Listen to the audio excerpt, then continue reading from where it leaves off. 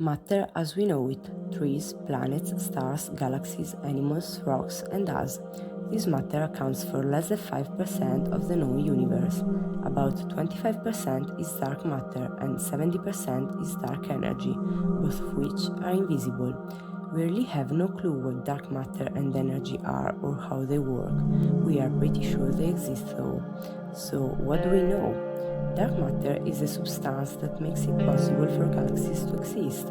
When we calculated why the universe is structured the way it is, it quickly became clear that there's just not enough normal matter.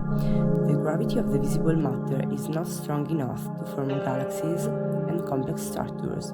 Their stars would more likely be scattered all over the place and not form galaxies, so we know that there must be something else inside and around them, something that doesn't emit or reflect light, something dark. A place with a high concentration of dark matter bends light passing nearby, and that's how we know there's something there that interacts with gravity. We know dark matter is not just clouds of normal matter without stars, because it would emit particles we could detect.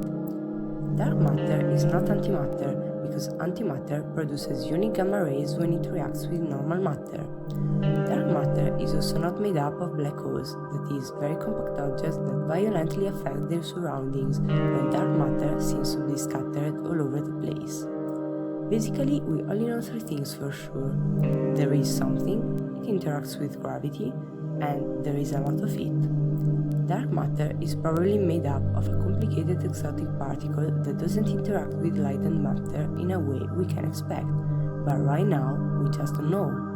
Dark energy is even more strange and mysterious. We can't detect it, we can't measure it, and we can't taste it, but we do see its effects very clearly.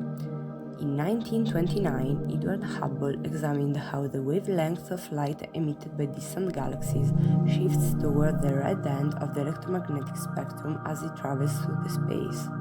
He found that more distant galaxies showed a large degree of red shift, closer galaxies not so much.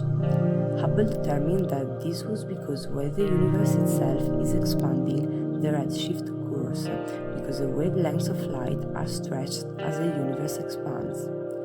More recent discoveries have shown that the expansion of the universe is accelerating.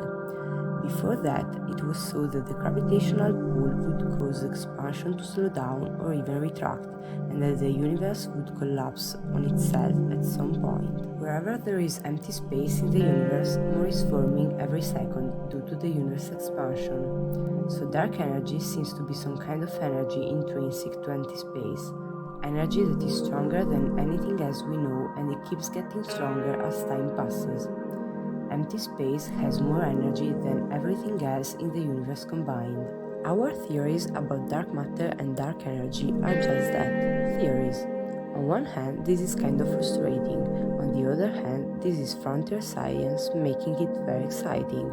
It shows us that no matter how much we feel we are on top of things, we are still very much apes with smartphones on a tiny fragile island in space, looking into the sky and wondering how our universe works. There is so much left to learn, and that's awesome.